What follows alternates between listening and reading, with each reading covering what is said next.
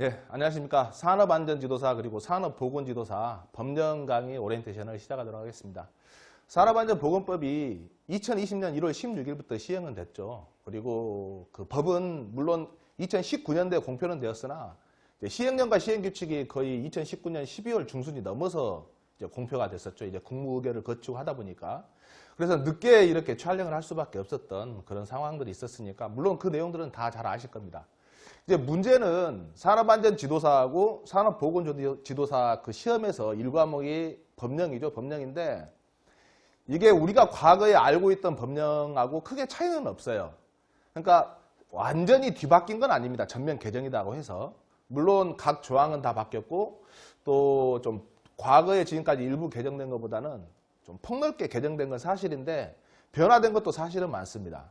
근데 이제 정작 중요한 것은 우리가 이제 법의 내용에 대해서 아무리 읽어봐도 이게 모르는 사항들이 많을 수가 있는 거죠. 그러니까 한국말이 참 어렵긴 어려운데 해독이 안 된다고 해야 되나요? 뭐 해석이 안 된다고 해야 되나요? 그러니까 한글은 읽을 수 있는데 그 글을 읽는다 하더라도 그 내용에 대해서 정확히 우리가 이게 무슨 뜻인지 애매한 그런 부분들이 있습니다. 그래서 이 법령 강의를 기초로 아마 하신다라면은 그래도 산업안전보건법의 전반적인 내용들은 충분히 이해를 하신다라고 저는 생각을 하고 있고요.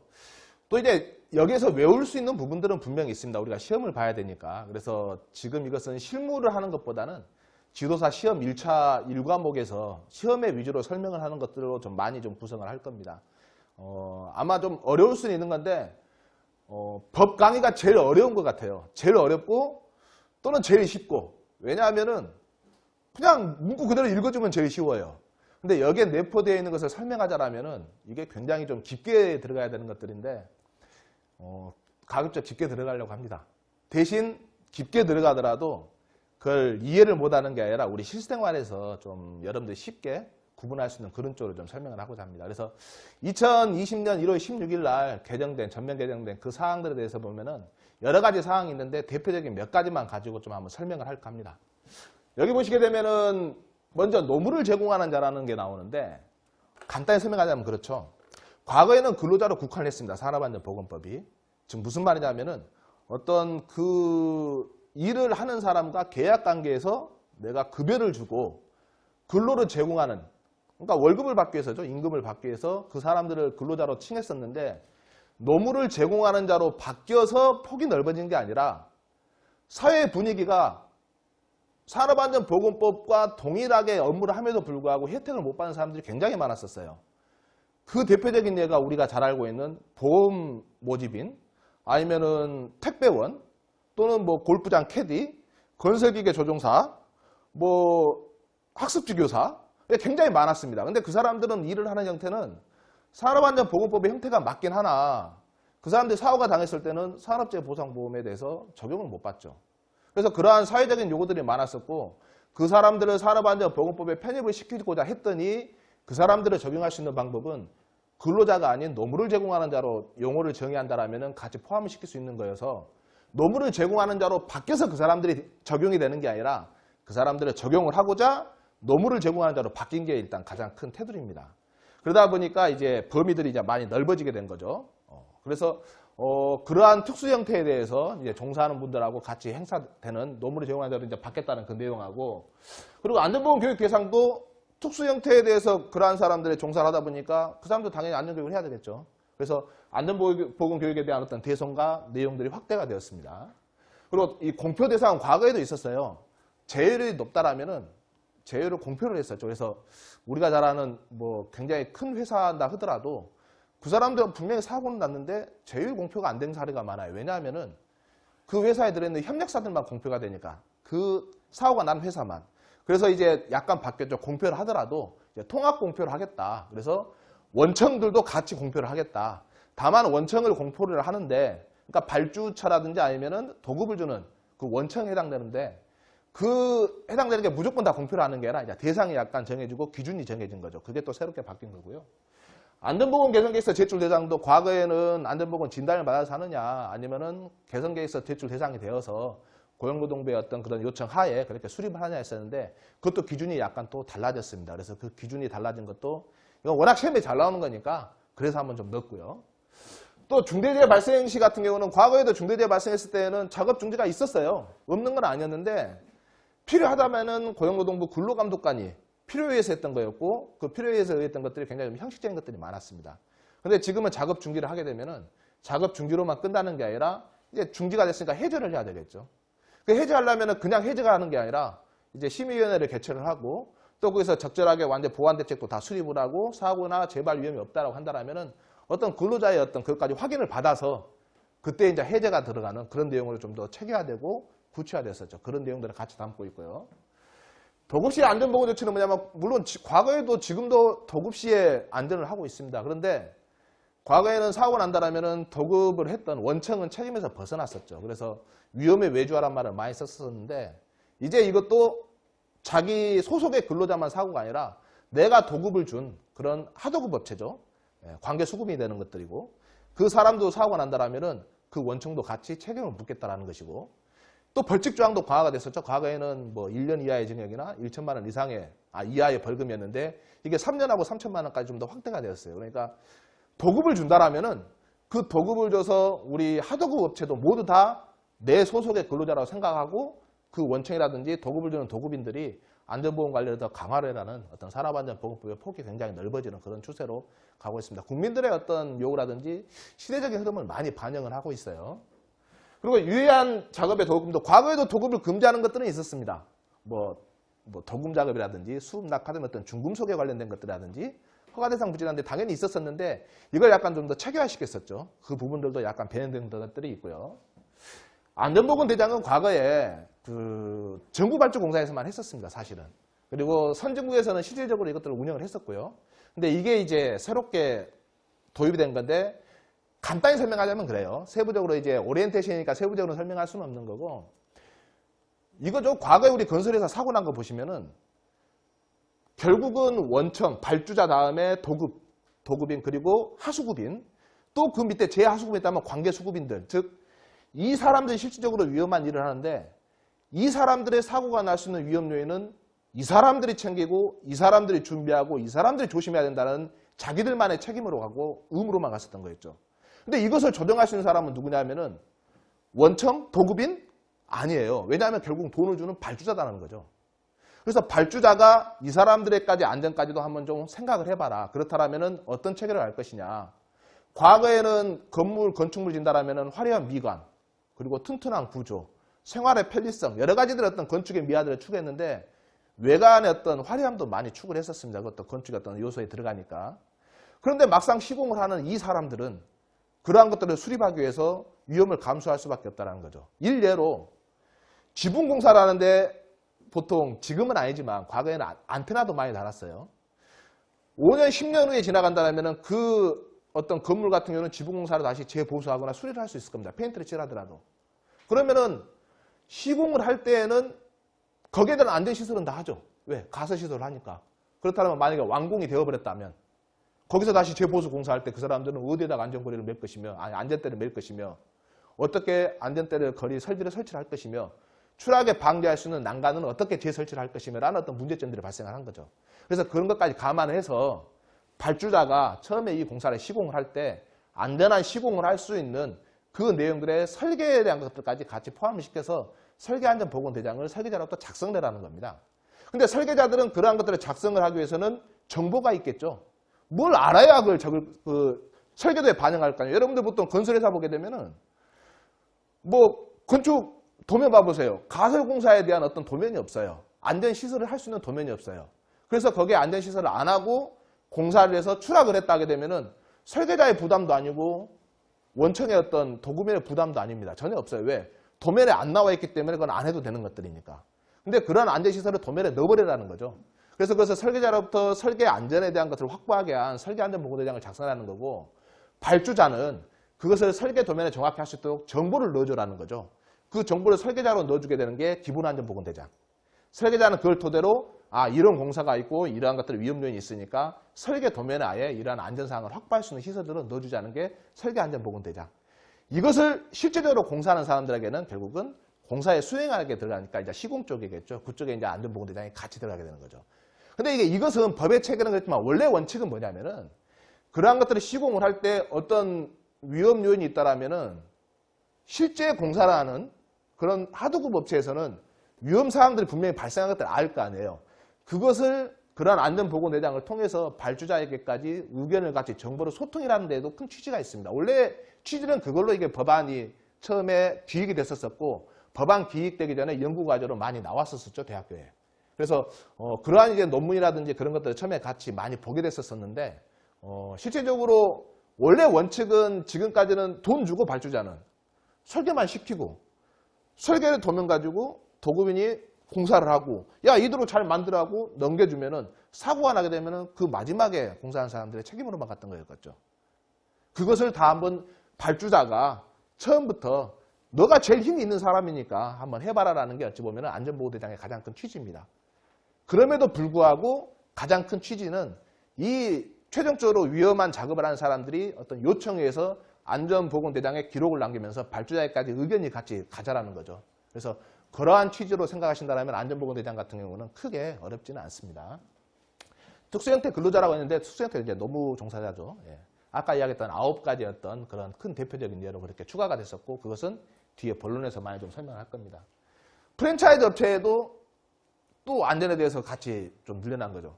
우리가 잘 알고 있는 그 배달 빠라바라바라밤 밤에 요즘은 많이 별로 그렇게 안 울리는데 통닭을 배달하더라도 치킨이 타고 있어요. 피자가 타고 있어요 하더라도 워낙 또 위험하게 다니잖아요. 근데 그것도 그 사람들의 안전을 지키기 위해서는 그 사업주가 또 거기에 대한 가맹본부가 어떤 프로그램을 갖춰서 그렇게 안전보건에 대한 정책을 좀 알려주고 그렇게 진행하도록 해라는 거고 그런다고 해서 모든 가맹본부가 다 하는 건 아니고요. 어느 정도 규모가 있어야 되겠죠. 그 규모도 법에서 구체적으로 나와 있고요. 이 안전인증 자율안전하기는 안전검사 이것은 많이 좀 그 내용이 좀 바뀐 것들이 있습니다. 과거하고 그것들도 같이 좀 바뀐 내용에서 했던 거고 물질안전보건 자료 같은 경우는 2020년이 아니라 2021년부터 적용이 되죠. 그러면은 이런 의문점이 생길 거예요. 아 그러면은 2020년도에는 물질안전보건 자료 안 해도 되는구나 라고 생각을 하겠죠. 근데 그게 아닙니다. 과거에 했던 법의 적용 사항하고 맞춰서 해야 되는 상황이죠. 그런데 법은 이미 바뀌었는데 그 적용사항이 안 나와 있어요. 그런데 왜 과거의 법을 합니까? 고용노동부 고시라든지 아니면 안전보건 지침이라든지 그 내용들은 그 하위 법령에서 그대로 남아 있습니다. 그래서 그 고시 지침 내용을 가지고 그대로 적용한다면 과거의 법령하고 똑같은 사항이죠. 다만 그러니까 내년이 아니라 그 2021년도에 바뀌는 MSDS 물질안전보건자료는 뭐냐면은 이거였었죠. 지금까지 물질안전보건자료는 자체적으로 만들고 고용노동부에다가 제출할 의무가 없었어요. 보고할 의무가. 근데 2021년도는 그런 것까지 같이 보고를 하고 제출을 한다는 거죠. 그리고 영업사항에 어떤 비밀이 있다라면은 다른 대체 자료도 할 수 있다라는 것들. 무조건 대체 자료 되는 게 아니라 인정을 해줘야죠. 아, 이건 그래, 대체 자료 해라. 영업 비밀로 좀 중요한 사항이니까. 그런 것들이 2021년도부터 바뀐다라는 그런 내용을 담고 있는 겁니다. 벌칙 조항도 약간 바뀌었어요. 왜냐하면은 과거 이런 내용들이 많이 바뀌다 보니까 벌칙 조항이 바뀔 수밖에 없는 거죠. 그래서 이 산업안전보건법을 이렇게 설명을 한다 그러면은 아 이렇게 바뀌었습니다. 이랬습니다. 저랬습니다 하게 되면은 정말로 이게 잘하는 강의는 아닐 것 같아요. 그래서 한번 고민을 해봤던 게 법을 우리가 공부를 한다면은 해석을 해야 되죠. 해독을 해야 되죠. 어찌 보면 해독이란 말이 맞을까는 모르겠는데 법이 어려워서 그렇습니다. 그래서 저도 법 강의를 하면서 크게 대표적으로 한 3가지 정도를 이야기합니다. 워낙 비슷하니까. 그래서 대표적으로 사람을 본다라면 그렇죠. 이름 비슷한 거. 안전, 보건, 관리, 책임자. 안전보건이 들어가죠. 안전, 관리자. 보건, 관리자. 그리고 안전, 보건, 총괄, 책임자. 참 비슷하죠, 이거랑. 또 안전, 보건, 담당자. 관리 담당자죠, 정확히는. 관리 담당자. 또 있죠. 안전, 보건, 조정자. 가만히 보면 이거 다 같은 거 생각하지만 다 다릅니다. 완전히 다른 거죠. 일단 이런 것들을 구분해야 되는데 법의 강의라면은 이건 무엇이고 그러니까 우리는 그렇죠. 안전관리자는 이런 업무가 있습니다. 보건관리자는 이런 업무를 해야 됩니다. 법에서 규정되어 있습니다. 라고 읽어주면 저도 정말 편해요. 근데 그렇게 강의하면은 중학생도 합니다. 왜 읽어주면 되는 거니까. 근데 저는 그런 강의를 하기 싫고 약간 좀 소통하고 같이 좀 공감을 하자라는 거죠. 왜냐하면 이미 안전 업무를 잘 알고 있는 사람이 공부하는 것보다는 중학생이 들어도 좀 이해가 될 수 있는 용어로 설명을 하고자 하는 것들입니다. 왜? 누구나 다 공평하고 국민들이 알아야 되니까. 사실 이렇게 많이 헷갈리는 용어들이 있는데 다 다른 겁니다. 그것들도 한번 구분할 거고요. 또 다른 걸로 한번 봐볼게요. 그 과거에 했지만은 안전인증도 그렇죠. 안전인증. 과거에는 의무안전인증이라고 있었어요. 네. 그리고 안전인증하고 비슷하지만 안전검사. 서로 다릅니다. 같은 검사지만은 또 자율검사. 자율검사 프로그램이죠. 또 자율이 들어가지만은 자율 안전 확인. 이거 다 다릅니다. 근데 우리는 어떤 사람들은 같다고 생각할 수도 있죠. 서류도 그래요. 공정안전보고서, 유해위험 방지 계획서 서로 다릅니다. 유해위험 방지 계획서도 제조하고 건설 또 달라요.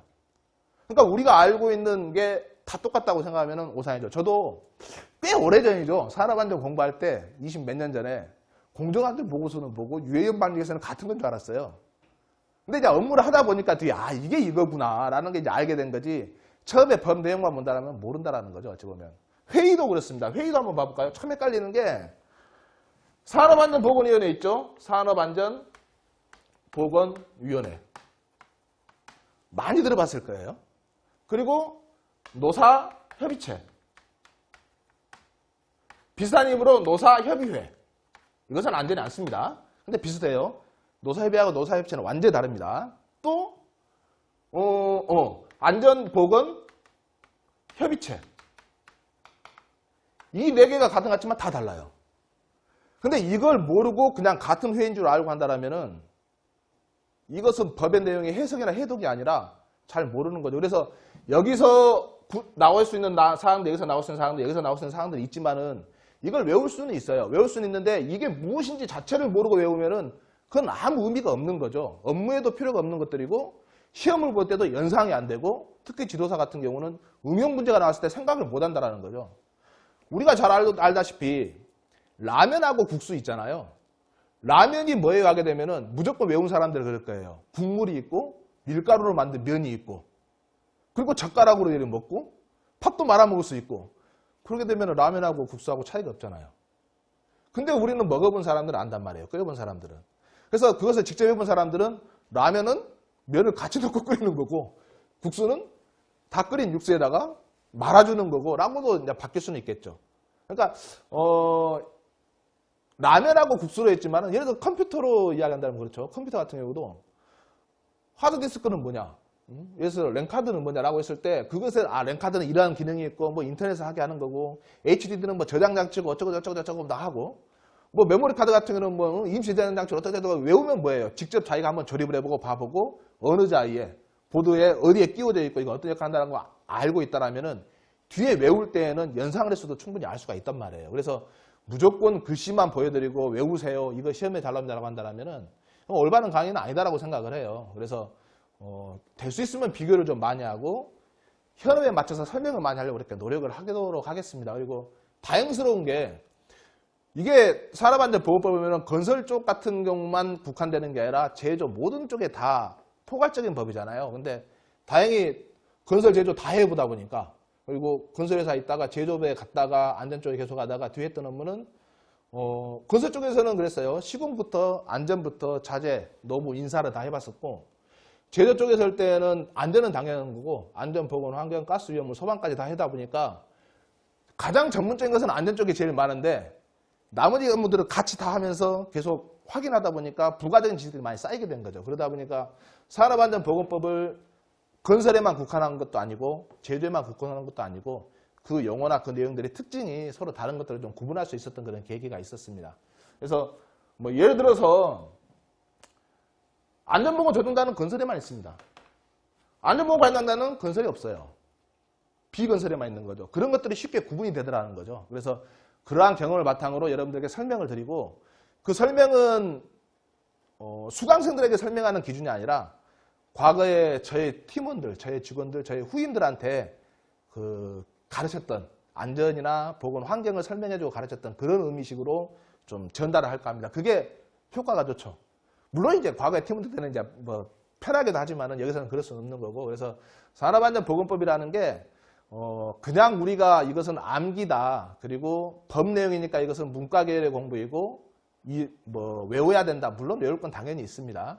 그렇지만 좀 더 이해를 한다라면은 오히려 더 쉽고 영어가 쉽게 이해가 되고 응용이 될 수 있고 다음에 실제 업무라든지 소위 이런 말을 해도 될까요? 저번에 그 법령 강의를 본 분들은 이런 말 많이 하더라고요. 실제 업무 보는데 과거에는 그 대행기관에 계셨었는데 안전관리 전문기관이죠. 사업장 나게 되면 법의 이야기가 나오면 잘 못했대요, 말을. 근데 법령 강의 듣고 공부하고 궁금한 거 서로 질문받고 피드백 하다 보니까 이제 자기만의 어떤 그 체계가 잡힌 거죠. 그래서 절대 안 꿀리고 뭘 한다면 확실히 아닌 게 아니까 반박도 하면서 이야기를 하다 보니까 영업도 더 잘 된더라고. 자기가 이제 그 아는 것을 표현하니까 정확한 걸 짚어주고. 사업장에서는 그렇습니다. 그런 것들 이야기하면 분명히 확인합니다. 그냥 무조건 고리 것들 안 들어요. 물론 이제 귀찮으면 그럴 수 있지만. 그래서 법에 대해서 약간의 자부심을 가질 수 있는 그런 강의로 이어질 수 있도록 진행을 해볼까 합니다. 모쪼록 이제 긴 시간이 될 수도 있는데 긴 시간이 되다 하더라도 한번 들어보시고 정말 맞다면은 무릎이 탁 칠 정도의 어떤 그 내용이 맞다라면 수강표도 좀 좋게 좀 적어주시고 호응도 해주신다면 더 힘이 나겠죠. 이상 오리엔테이션 채널을 마치도록 하겠습니다.